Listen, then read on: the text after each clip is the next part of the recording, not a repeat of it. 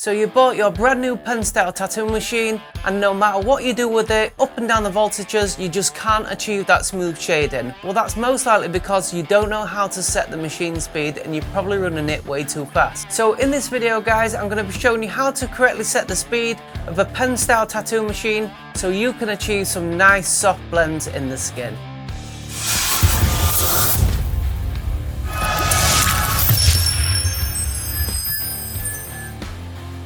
Hey everyone, welcome to this video. Now previously on the channel I've covered a lot of videos all focusing on coil machines.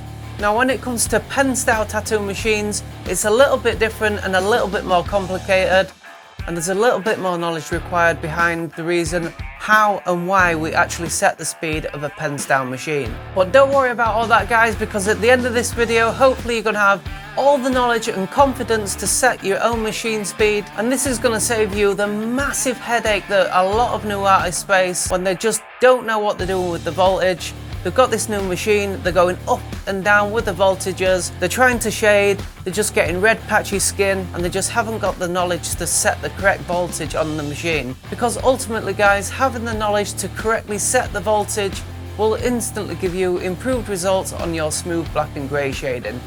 So with all that said guys, let's not waste any more time and get straight into it. The important thing to remember when using a pen style tattoo machine is that they're actually completely different in the way they work compared to coil machines. I've done many video lessons on my channel demonstrating how to tune coil machines, but you don't actually tune a pen style tattoo machine.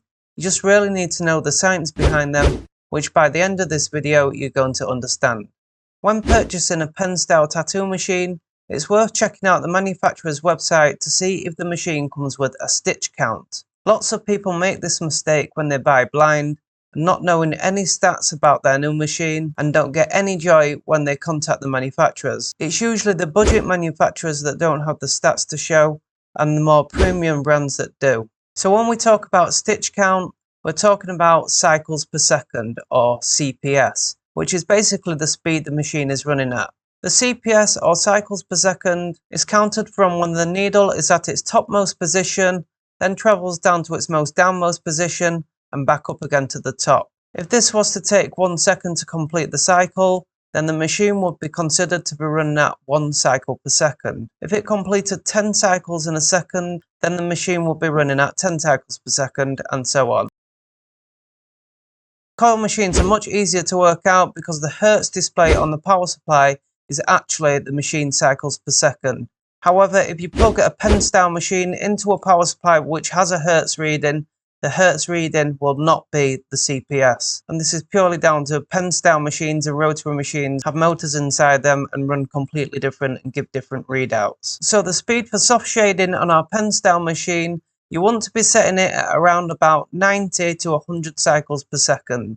Now bear with me guys, because we're going to be doing some maths now to explain this section. Feel free to rewind this video a few times until the information clicks, because it can get a little technical. If a manufacturer's website displays technical data for a particular machine, or even better, a stitch count, then you're already winning. For example, this particular machine that we're going to look at, on the Dragon Hawk website, they've got the specifications listed here. The net weight, that's not really going to help us. The machine diameter, machine length, stroke length, speed, and working voltage. So I said we're aiming for a speed between 90 and 100 cycles per second. And if you look at these specifications, it says 10,500 RPM. But that 10,500 figure is not cycles per second, thankfully, because if you ran any machine at that, beside it blowing up onto one, it'd probably rip the arm clean off. The RPM is actually revolutions per minute. If you take an even closer look at the stats, you can see that it states there's a working voltage between 5 and 12 volts for this particular machine. So you know the boundaries to run the machine out without damaging the motor. So now let's get around this 10,500 RPM. Simple maths to start with. There's 60 seconds in a minute. So if the machine is running at 10,500 revolutions per minute, then we take 10,500 revolutions per minute, divide it by 60 seconds, which gives us a speed of 175 cycles per second. Congratulations guys, we've just worked out the CPS for this particular machine. But not only that, we now know when we run this machine at its maximum recommended voltage of 12 volts, it will be running at 175 cycles per second. But hold on a minute guys, we wanted a speed between 90 and 100 cycles per second. So how do we set this? In this next section, I'm going to show you.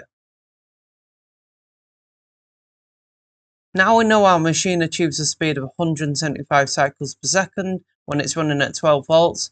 We just need to do a simple equation to get the rest of our voltages versus machine speed. Then we can work out what the machine speed will be with every individual volt we run it at. So far we know when the machine is running at 12 volts, it's giving us 175 cycles per second. So we take 175 cycles per second, divide it by 12 volts. This will give us cycles per second per volt, which works out at 14.6 cycles per second per every volt the machine is given.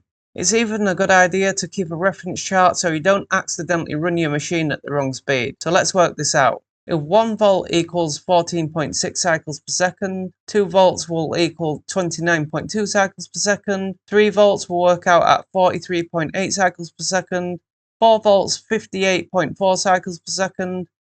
So to save time on this video, I'm not going to run through every single individual voltage, but what I am going to do guys, because I like to give back to the subscribers, I'm going to give you this voltage chart, so feel free to screenshot it, print it out. And if you do buy one of these machines, you can use it as a reference chart.